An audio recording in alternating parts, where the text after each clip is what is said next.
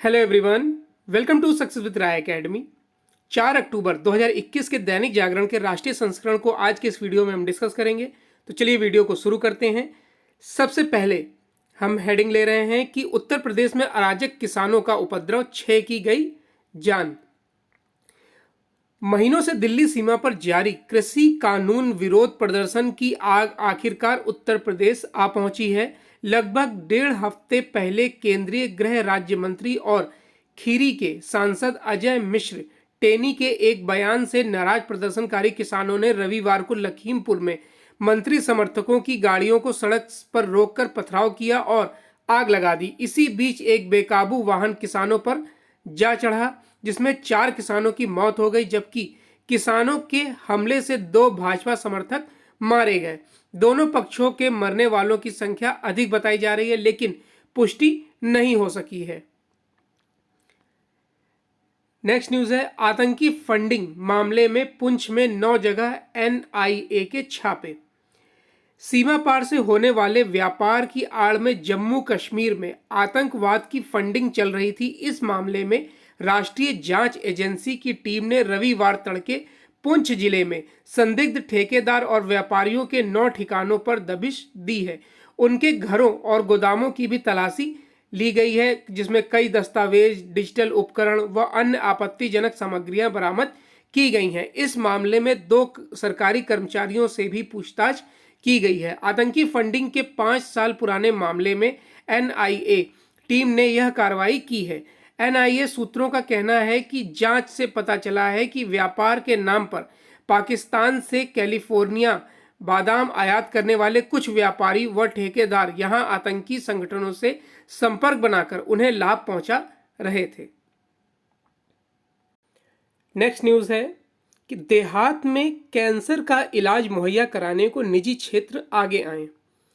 ग्रामीण क्षेत्रों में कैंसर के इलाज की आधुनिक सुविधा मुहैया कराने के लिए निजी क्षेत्र आगे आए, वह प्रदेश सरकारों के सहयोग से यह कार्य करें। यह बात उपराष्ट्रपति एम वेंकैया नायडू ने रविवार को गुवाहाटी के कैंसर इंस्टीट्यूट में नई शाखा के उद्घाटन के मौके पर कही है। इस शाखा में कैंसर का पता लगाने वाली आधुनिकतम मशीन लगाई गई है। नायडू इन दिनों उत्तर पूर्वी राज्यों के 8 दिवसीय दौरे पर हैं। इस मौके पर उपराष्ट्रपति ने प्रधानमंत्री नरेंद्र मोदी के उस कथन का उल्लेख किया जिसमें उन्होंने हर जिले में एक मेडिकल कॉलेज की आवश्यकता जताई है। नायडू ने जीवन शैली में गड़बड़ी से पैदा होने वाली बीमारियों से बचाव के लिए जागरूकता अभियान चलाए जाने की आवश्यकता पर जोर दिया है, क्योंकि भारतीय चिकित्सा अनुसंधान परिषद के अनुसार 2020 में देश में 14 लाख नए मामले आए। 2025 तक यह संख्या प्रति वर्ष 16 लाख होने की आशंका है। नेक्स्ट न्यूज है, नेक्स्ट पेज है हमारा एडिटोरियल पेज। एडिटोरियल पेज में पहला आर्टिकल है, कठोरता से ही आएगी सदन में शांति। और यह आर्टिकल लिखा है राजनीतिक विश्लेषक एवं वरिष्ठ स्तंभकार सुरेंद्र किशोर द्वारा। देखिए, कई बार आपने देखा होगा कि संसद की कार्रवाई या फिर राज्यसभा की कार्रवाई हंगामे की भेंट चढ़ जाती है। संसद वो पटल है जहां पर हमारे द्वारा चुने गए प्रतिनिधि हमारी समस्याओं को या फिर हमारे द्वारा पूछे गए प्रश्नों को सरकार के सामने रखते हैं या फिर उसका जवाब देते हैं।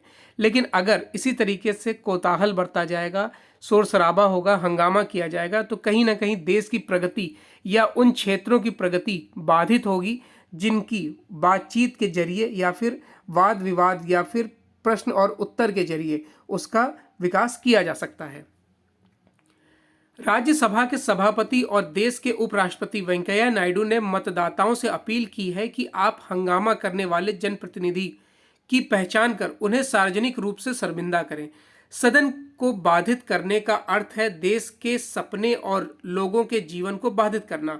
हाल में लोकसभा के अध्यक्ष ओम बिरला ने भी एक अन्य अवसर पर कहा कि सदन हंगामा और अड़ंगा लगाने के लिए नहीं बल्कि चर्चा के लिए है। देश के इन शीर्ष पीठासीन अधिकारियों ने संसद से बाहर के अलग अलग समारोह में ऐसी बातें बड़ी पीड़ा के साथ देश के सामने रखी हैं। वे यह अनुमान लगा रहे हैं कि संसद सहित विधानसभाओं में यदि ऐसे ही सब कुछ चलता रहा तो नई पीढ़ी संसदीय व्यवस्था पर अपना विश्वास खोने लगेगी। वर्ष 2001 में नई दिल्ली में देश भर के तत्कालीन पीठासीन पदाधिकारियों का एक सम्मेलन हुआ था। उसमें कई मुख्यमंत्री और दलीय नेतागण भी शामिल थे। सम्मेलन में पारित कुछ संकल्प इस समस्या से निपटने की राह दिखाते हैं। भय बिनु होए न प्रीत का फार्मूला अपनाते हुए वेंकैया नायडू और ओम बिरला को उन संकल्पों के तहत मिले अधिकारों का इस्तेमाल करना चाहिए, अन्यथा देर सवेर यह माना जा सकता है कि पीठासीन पदाधिकारी गण उन जिम्मेदारियों को नहीं निभा पाए जो उनको 20 साल पहले ही सौंप दी गई थी। गत वर्ष राज्यसभा में उपसभापति के साथ कुछ सदस्यों द्वारा किए गए अभूतपूर्व दुर्व्यवहार से न सिर्फ सदन बल्कि पूरे देश के विवेकशील लोगों को पीड़ा हुई। तब कुछ उद्दंड सदस्यों ने अत्यंत शर्मनाक दृश्य पैदा किए थे। ऐसी घटनाएं देश के विभिन्न सदनों में आए दिनों होती रहती हैं। गत साल कर्नाटक विधान परिषद के उपसभापति को कुछ सदस्यों ने मिलकर उनके आसन से जबरन उठाया और दूर कर दिया। बाद में उनका शव रेलवे लाइन पर पाया गया। केरल विधानसभा में 2015 में हुई हिंसक घटना को लेकर आपराधिक मुकदमा दर्ज किया गया। उस मुकदमे की समाप्ति के लिए आरोपित पक्ष सुप्रीम कोर्ट तक गया, लेकिन सुप्रीम कोर्ट ने कहा कि बर्बरता और तोड़फोड़ किसी के संसदीय विशेषाधिकार में शामिल नहीं है। संसदीय विशेषाधिकार आपको सदन के सदस्य के रूप में अपनी भूमिका निभाने के लिए है, किसी सामान्य कानून से ऊपर नहीं। केरल विधानसभा के भीतर हुई उस घटना से संबंधित मुकदमों में यदि कोर्ट से सजा हो भी गई तो पीठासीन अधिकारियों को भी सदन में शांति बनाए रखने में सुविधा होगी, क्योंकि तब सदन के भीतर आए दिन हो रही हाथापाई के खिलाफ मुकदमों की बाढ़ आ जाएगी। वीडियो सबूत बनेंगे। विभाजित राजनीति में गवाह भी आसानी से मिल जाएंगे। इन दिनों तो सदन के अंदर गाली गलौज और मारपीट आम बात है। हाल के महीनों में बिहार विधानसभा के भीतर और बाहर जिस तरह के अशोभनीय दृश्य पैदा हुए, उससे राज्य और राजनीति दोनों की छवि खराब हुई है। मनमोहन सिंह के शासनकाल में कुछ प्रमुख भाजपा नेताओं ने कहा कि सदन को नहीं चलने देना भी लोकतांत्रिक प्रक्रिया का हिस्सा है। आज के विपक्षी दल उन भाजपा नेताओं के कथन को उद्धृत करके सदन में अक्सर अशोभनीय दृश्य उपस्थित करते रहते हैं। वैसे तो आपकी उद्दंडता मेरी उद्दंडता की वजह नहीं हो सकती, फिर भी इस खास परिस्थिति में भाजपा का मौजूदा नेतृत्व एक कदम उठा सकता है।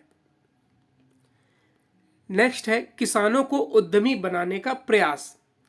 आजादी के बाद खेती किसानी को देश का आत्मा मानते हुए तत्कालीन प्रधानमंत्री जवाहरलाल नेहरू ने कहा था कि सब कुछ इंतजार कर सकता है लेकिन खेती नहीं।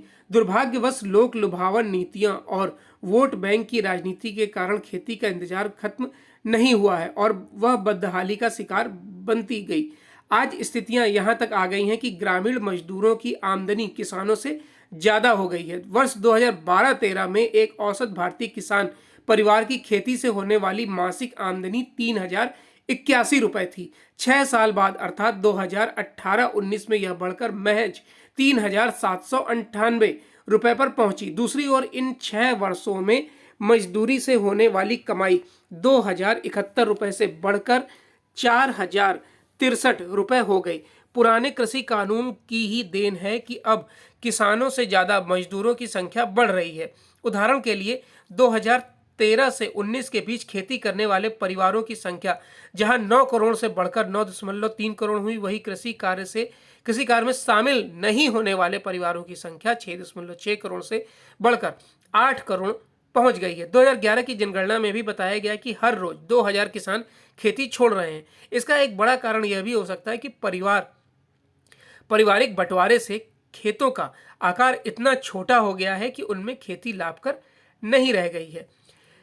खेती के घाटे का सौदा बनने का ही नतीजा है कि किसान का बेटा खेती करने का इच्छुक नहीं है। इतना ही नहीं, कृषि विश्वविद्यालयों से स्नातक करने वाले अधिकांश छात्र अन्य व्यवसायों में जा रहे हैं।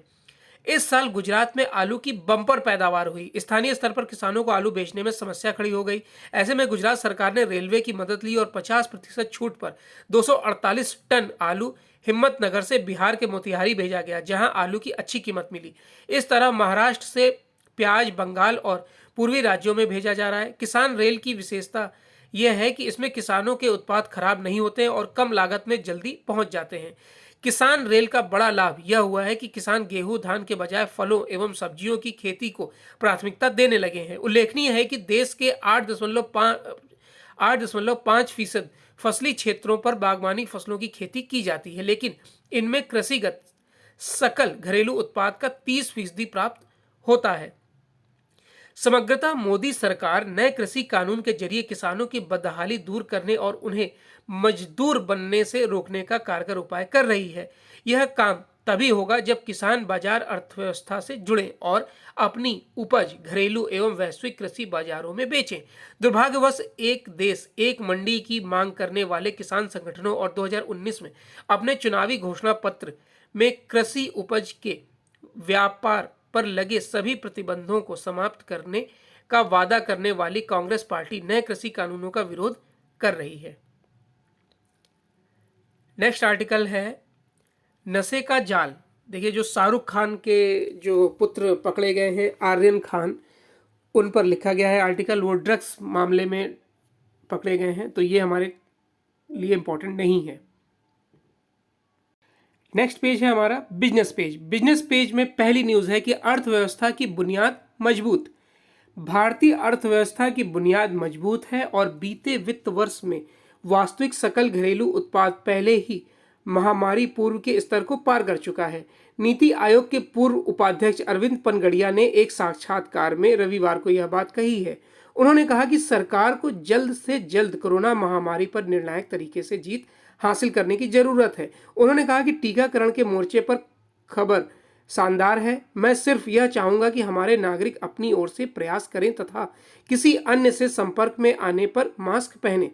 2020-21 की तीसरी और चौथी तिमाही में वास्तविक जीडीपी पहले की महामारी के पूर्व के स्तर को पार कर चुकी है। इन तथ्यों से पता चलता है कि हमारी अर्थव्यवस्था की बुनियाद मजबूत है।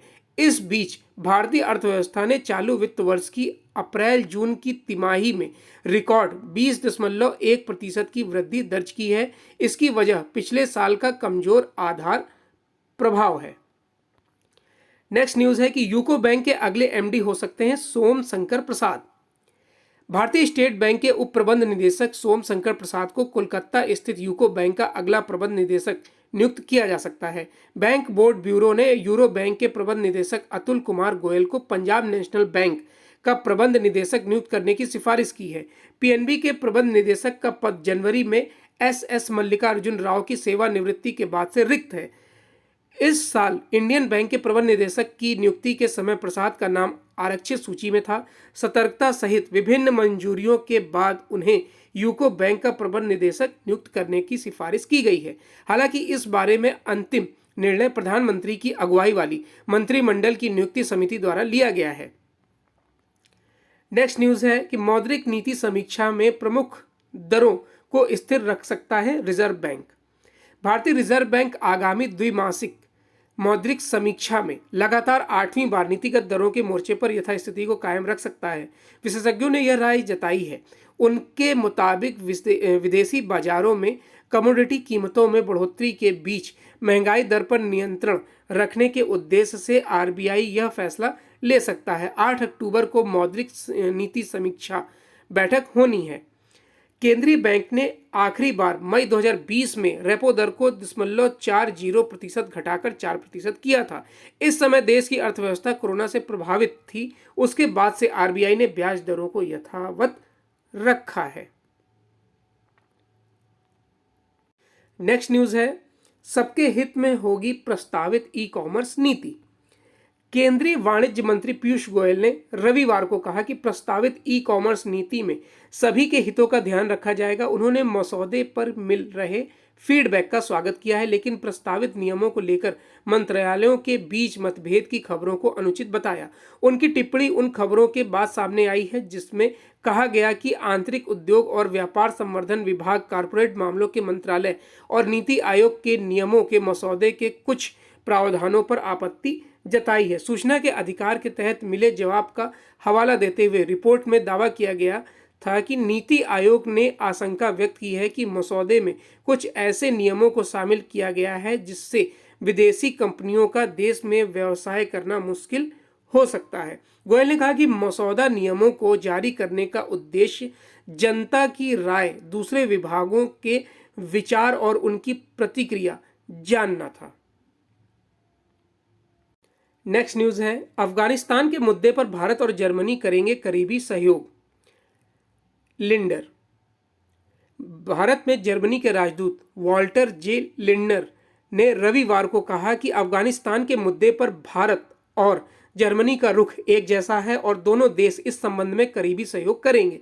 जर्मनी के एकीकरण की 31वीं वर्षगांठ पर आयोजित कार्यक्रम में लिंडनर ने कहा, भारत वहां यानी कि अफगानिस्तान में बहुत बड़ा किरदार है और कई विकास परियोजनाओं में शामिल रहा है, जबकि जर्मनी गत 20 साल में वहां बहुत सक्रिय रहा है। अतः हम दोनों काफी हद तक समान सिद्धांत को साझा करते हैं। इस अवसर पर उन्होंने दिल्ली के पहाड़गंज स्थित शीला सिनेमा घर की विशाल दीवार पर भारत और जर्मनी की दोस्ती को प्रतिबिंबित करती सांकेतिक पेंटिंग का उद्घाटन भी किया है। जनरल रावत का अमेरिकी दौरा ऐतिहासिक। ऑस्टिन। अमेरिकी रक्षा मंत्री लॉर्ड ऑस्टिन ने chief of defence staff general Bipin Rawat के हालिया पेंटागन दौरे को ऐतिहासिक करार दिया है। इस दौरान उनके बीच दोनों देशों की सेनाओं के बीच बेहतर तालमेल सुनिश्चित करने के तौर तरीकों पर चर्चा हुई है और उन्होंने एक स्वतंत्र एवं मुक्त हिंद प्रशांत क्षेत्र को लेकर अपनी प्रतिबद्धता दोहराई है। जनरल रावत का अमेरिकी दौरा प्रधानमंत्री नरेंद्र मोदी और राष्ट्रपति जो बाइडेन के बीच व्हाइट हाउस में हुई पहली आमने सामने की मुलाकात के एक हफ्ते बाद हुआ है। इसमें दोनों देशों की सेनाओं के बीच अधिक सैन्य सहयोग की जरूरत बताई है। ऑस्टिन ने कहा कि पिछले हफ्ते भारतीय chief of defence staff general Rawat से उनकी पेंटागन यात्रा के दौरान मिलना सम्मान की बात थी। तो इसके बाद स्पोर्ट्स पेज में कोई ऐसी न्यूज़ नहीं है जिसे हम डिस्कस करें। तो ये आज का यानी 4 अक्टूबर 2021 का दैनिक जागरण का राष्ट्रीय संस्करण था। आई होप आपको वीडियो अच्छा लगा होगा। अगर आपको वीडियो अच्छा लगा हो तो लाइक और शेयर कर दीजिएगा। वीडियो देखने के लिए धन्यवाद।